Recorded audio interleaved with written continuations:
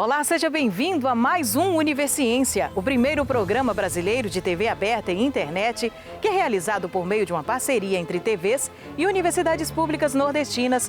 Vamos saber o que estão buscando os cientistas pelo Nordeste? Pesquisadores da Universidade Federal do Maranhão analisam a história do trabalho escravo. Cientistas da Universidade Estadual de Feira de Santana, na Bahia, discutem sobre a xenofobia. E veja também, uma pesquisa aponta que o ambiente sonoro pode interferir no ensino e aprendizagem.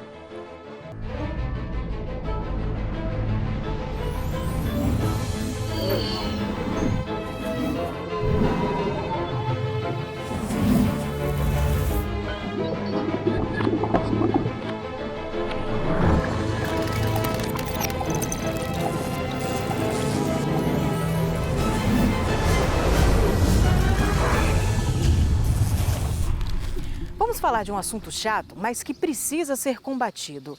Você já ouviu falar sobre a xenofobia? Pois é um sentimento de hostilidade contra pessoas de diferentes culturas e territórios. E a professora da Universidade Estadual de Feira de Santana, Patrícia Navarro, fala pra gente de 5 coisas que todo mundo precisa saber sobre a xenofobia.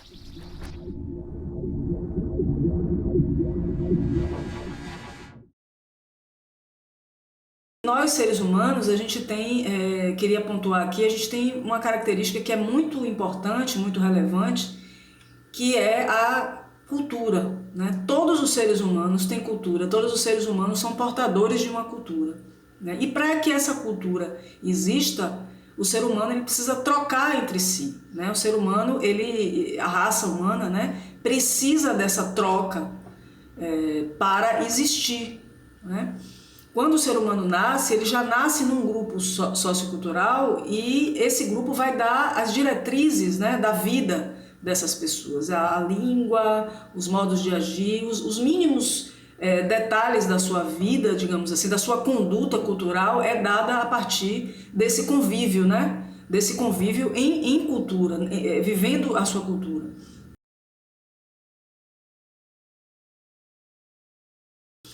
O antropólogo francês Claude Lévi-Strauss, ele tem uma teoria, né, que é chamada teoria da aliança, que vai dizer que o ser humano ele necessita estabelecer contato e firmar alianças e ter alianças com outros grupos para que a sua sociedade possa se perpetuar, né? E aí ele chama atenção para a questão do tabu do incesto, que é algo presente em todas as sociedades. É a única, segundo Lévi-Strauss, é a única regra que é comum a todas as sociedades humanas, né? Uns em maior grau, outros em menor grau, que é o tabu do incesto. E aí Lévi-Strauss vai dizer, isso acontece para que o ser humano não fique dentro do seu próprio grupo, ele consiga expandir, mesmo que não seja expandir para uma outra fronteira, mas para uma fronteira um pouco além daquela que seria a sua família nuclear. O etnocentrismo, como o nome está dizendo, etno significa, vem de etno, vem de étnico, né, de povo, de étnico, e centrismo vem de centro, ou seja, o etnocentrismo seria uma hipervalorização de um grupo, de um dado grupo, né? Um grupo que acha que o seu grupo, o seu povo, a sua cultura seria a medida de todas as coisas, né? É interessante que a gente diga que todos os povos, todas as comunidades, todos os grupos culturais humanos são em certa medida etnocêntricos. A questão é que alguns, ao longo da história, usaram esse etnocentrismo não para supervalorizar o seu grupo, ter o seu grupo, preservar a sua cultura, mas para destruir outras culturas, né? Ou seja, o meu é melhor, eu acho que o meu é melhor, o meu é mais interessante e o seu é diferente, é ruim e eu não quero conhecer e ele precisa ser exterminado. A gente tem um grande exemplo disso que foi o Holocausto, né? O que aconteceu durante a Segunda Guerra Mundial com os judeus, com os ciganos e com outros povos que eram considerados inferiores pelo nazismo. A xenofobia é isso, né? É a negação do outro, é a negação da possibilidade de contato com o outro, tanto o outro mais próximo quanto o outro de outros países, isso ainda fica mais claro, né?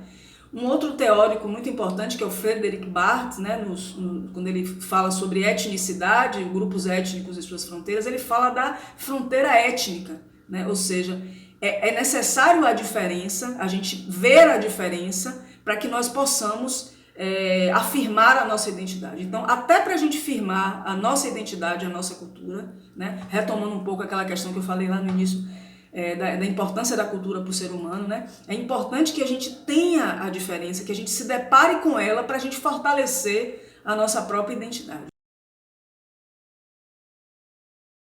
Porque as diferenças, elas são importantes, elas são fundamentais para a constituição até de nós como seres humanos, né? Desde os princípios da humanidade, dos princípios do que a gente pode chamar de início da raça humana no planeta, a gente necessitou dessas diferenças, né? De ter consciência dessas diferenças e de absorver essas diferenças para que nós possamos existir enquanto cultura e enquanto espécie humana. Uma análise sobre a trajetória dos trabalhadores rurais da Baixada Maranhense. A professora Flávia de Almeida, da Universidade Federal do Maranhão, faz uma análise sobre o assunto para a gente.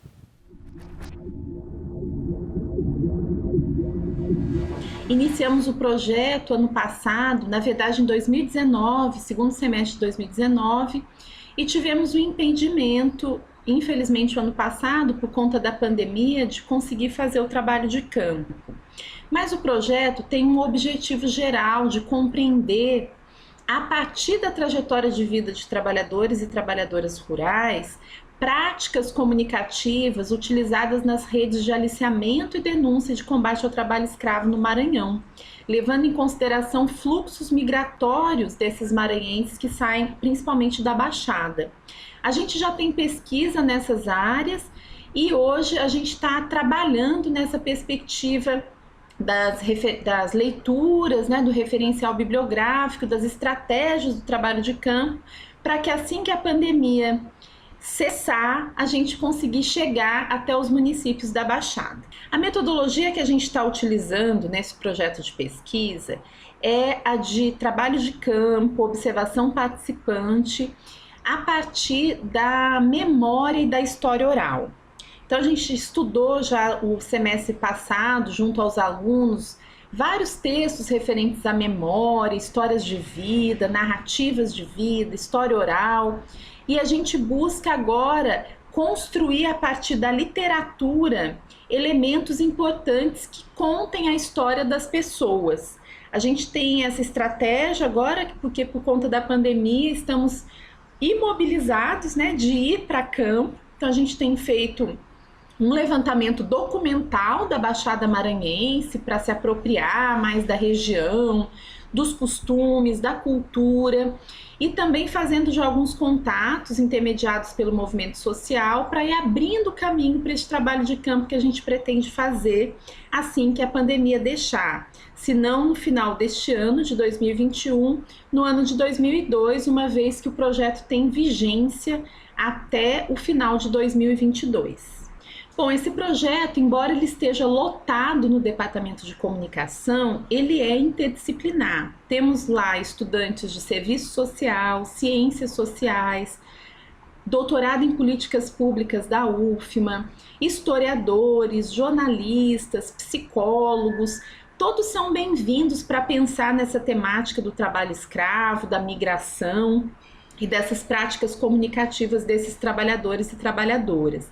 Trabalhar a interdisciplinaridade é muito bom para a gente dar uma qualidade às nossas investigações, o nosso objeto amplia porque ele usa outras lupas para além da lupa, no caso do nosso campo da comunicação, mas é um desafio muito grande porque a gente trabalha com olhares diferentes sobre o mesmo objeto, mas a gente acredita que é muito rico nessa perspectiva, tanto para mim, quanto coordenadora do projeto, quanto para os pesquisadores que estão no projeto aprenderem uns com os outros a partir dos lugares de fala e de ver e dos modos de contar diferentes. Então está sendo uma experiência muito interessante. E daqui a pouco a gente volta com mais Universiência, trazendo informações a respeito das pesquisas científicas no Nordeste. Até já!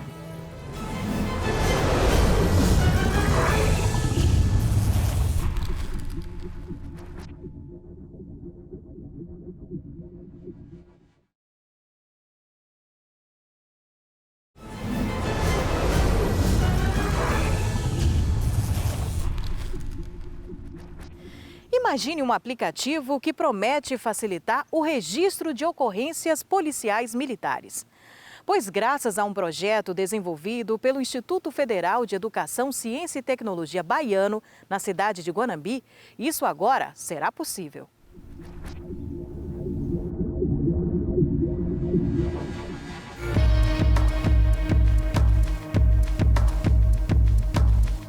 Foi construído um acordo formal entre o Instituto Federal Baiano e o 17º Batalhão de Polícia Militar da Bahia. Esse acordo, ele permitia que nós, equipe de desenvolvimento, conseguíssemos compreender todas as etapas do processo de gestão de ocorrências policiais, né? Desde como ela era gerada até como ela era tratada posteriormente.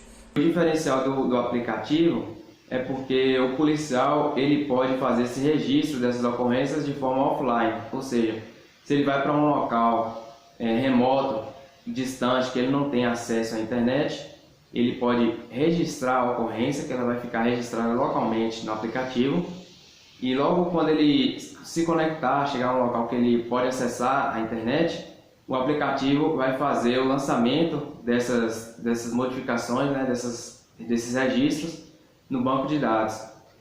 Compreendendo a mecânica da gestão das ocorrências policiais, nós percebemos que as ocorrências elas são divididas em duas partes, né? Uma parte mais estratégica e uma parte mais operacional. Essa parte estratégica, ela cabe analisar as ocorrências que foram executadas, né? Analisar essas ocorrências e transformar essas ocorrências em gráficos, em inteligência, que possa servir como base para que as pessoas responsáveis pela gestão da segurança pública possam tomar melhores decisões. E existir uma parte operacional. Essa parte operacional é onde o policial em campo ele vai preencher todos os dados necessários de uma ocorrência policial. Data, dia, tempo, horário, né? Ele pode armazenar informações de localização e essa informação a gente consegue extrair via GPS a informação de geolocalização dele, né? As coordenadas geográficas. O policial ele pode adicionar todos os elementos de uma ocorrência policial, sejam envolvidos, sejam itens furtados, sejam drogas apreendidas, documentos encontrados. Ele pode também tirar fotos de determinadas circunstâncias e anexar essas fotos à ocorrência. Uma vez que a ocorrência ela é fechada, essa ocorrência agora vira dado, que vai ser analisado na interface estratégica. Lá na interface estratégica, tanto quanto no aplicativo, existe a possibilidade de você gerar um documento daquela ocorrência, né? Em determinadas circunstâncias você precisa, por exemplo, em acidentes de trânsito, você precisa gerar um documento a qual alguém, uma testemunha ou a pessoa envolvida precisa assinar. É fundamental que empresas públicas sejam parceiras de entidades de pesquisa como o Instituto Baiano, como a UNEB, como a UFBA, como as universidades por aí afora. Então, eu acredito que se as empresas públicas chegam mais próximo das empresas, das entidades de fomento de tecnologia, né, como o Instituto Federal, os institutos federais, e dizem, nós temos esse problema, vocês conseguem resolver? A gente pode tentar resolver. Porém, se a gente não conseguir saber que existem problemas, esses problemas nunca vão ser resolvidos, né? Então, como eu já falei e repito, essa aproximação ela é fundamental. A gente espera realmente que esse projeto, esse aplicativo, ele seja realmente difundido por todo o estado da Bahia, porque é um aplicativo extremamente eficiente e que, como eu falei, vai otimizar os meios operacionais, vai otimizar o emprego do policial na rua e vai dar maior celeridade ao atendimento dessas ocorrências policiais. A poluição sonora é um problema que sempre faz parte das grandes cidades. E para entender melhor o impacto disso, um pesquisador da Universidade Federal do Maranhão constatou que o pouco equilíbrio do ambiente sonoro pode impactar negativamente, por exemplo, no ensino e aprendizagem.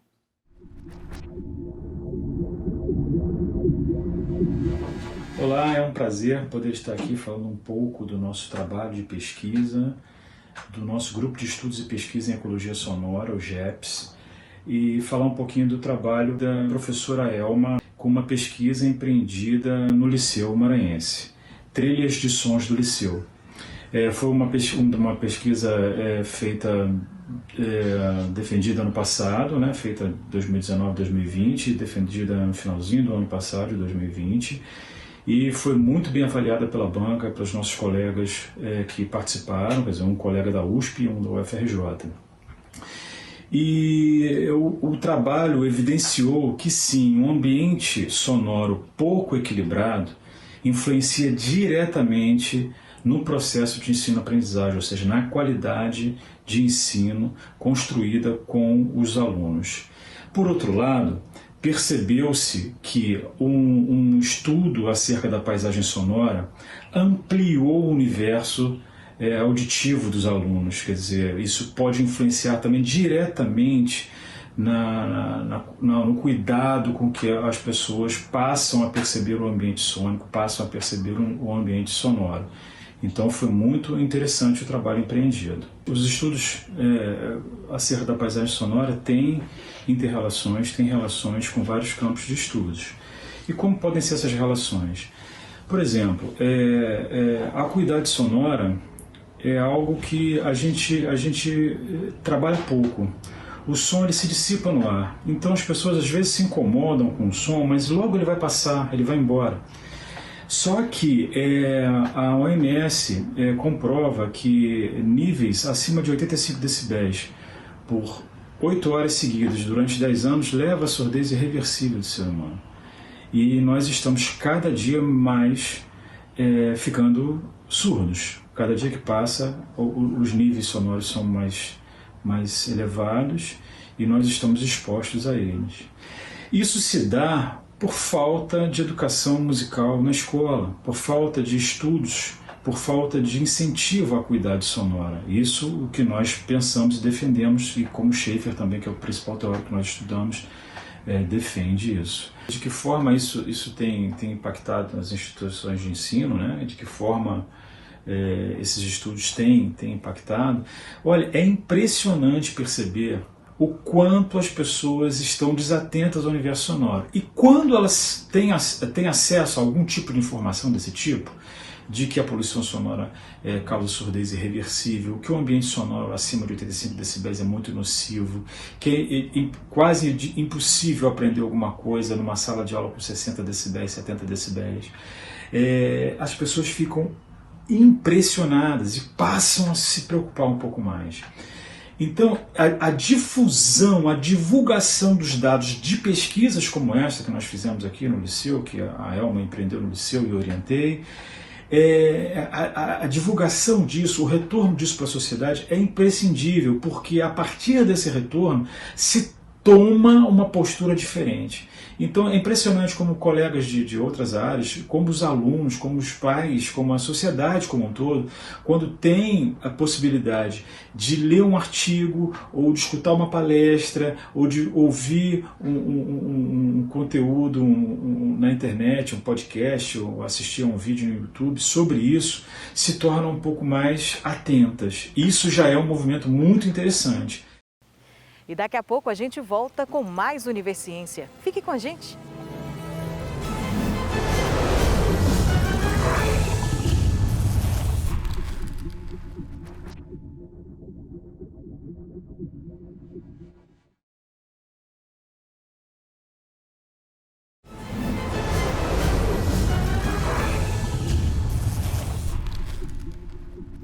Agora olha só que interessante. Uma turma da Universidade Federal do Recôncavo Baiano busca educar através de um certo estilo musical. Conheça mais sobre o Educa Rap, que mistura poesia, arte, música e transformação social. Pensar hip hop é pensar cultura. Então a gente enxerga o movimento cultural de forma ampla, não só voltado para o rap.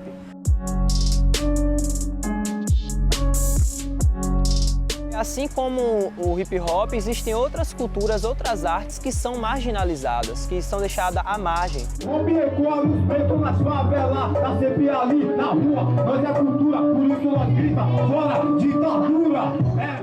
Esse assim é o objetivo do projeto Educa Rap, né? Que é oportunizar, visibilizar e agregar, assim, enriquecer a cultura do Recôncavo. Bom, meu nome é Roger. Sou conhecido como R-Vance no movimento estudantil e no movimento hip hop da Bahia. E atualmente eu sou apresentador do programa Rap ao Som na Santa Cruz FM, coordenador do projeto Educa Rap. Então o Educa Rap ele surge lá em 2019, quando ele é oficializado assim, né, burocraticamente. Ele nasce assim 31 de outubro de 2019. E o objetivo do Educa Rap naquela época, né, era trabalhar o rap ou hip hop na perspectiva da educação, né, fazendo oficinas de rima, oficinas de grafite, de dança, né, com os b-boys, com as b-girls e de DJ. Só que aí veio a pandemia e a gente não conseguiu realizar essas atividades nas escolas, que era o objetivo principal do Educa Rap. E de lá para cá foi surgindo outras oportunidades, né, como estar na Santa Cruz FM e fazer o programa Rap ao Som.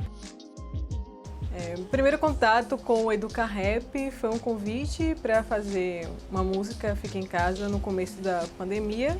Isso tudo me faz lembrar que estamos em uma placenta e a Mãe Terra é a única fonte vital. Foi um desafio para mim porque até então não tinha composição, nada voltada para o rap.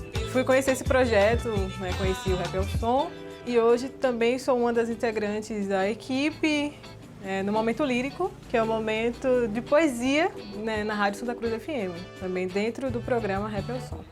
O Educa Rap, ele chegou na minha vida assim de uma forma espontânea.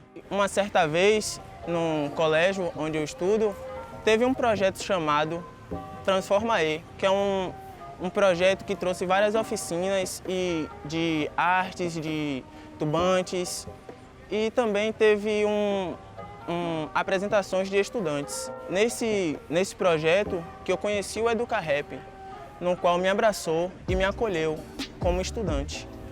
Procuro fortalecer todos os meus aliados com a magia do amor, sempre trilhando em meus passos, desvio dos estilhaços e mostrar eles meu som. É só rajada de rap, mano, isso é rap do bom.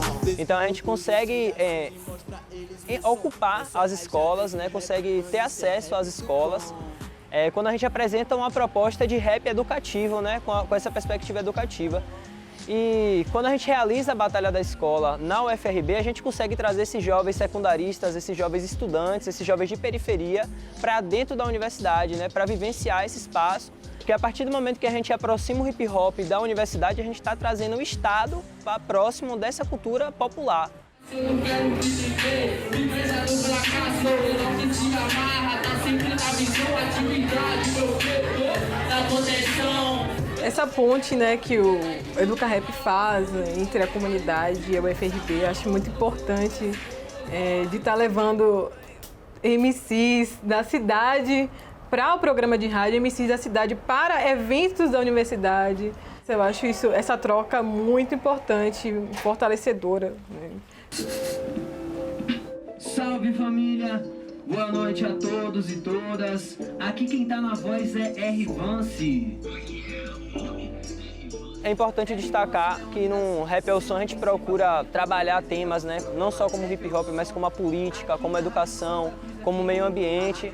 A gente busca fazer um programa transversal e é isso, né, interagindo ali com os ouvintes da melhor maneira. Então fica ligadinho com a gente que agora começou o seu programa de rap favorito.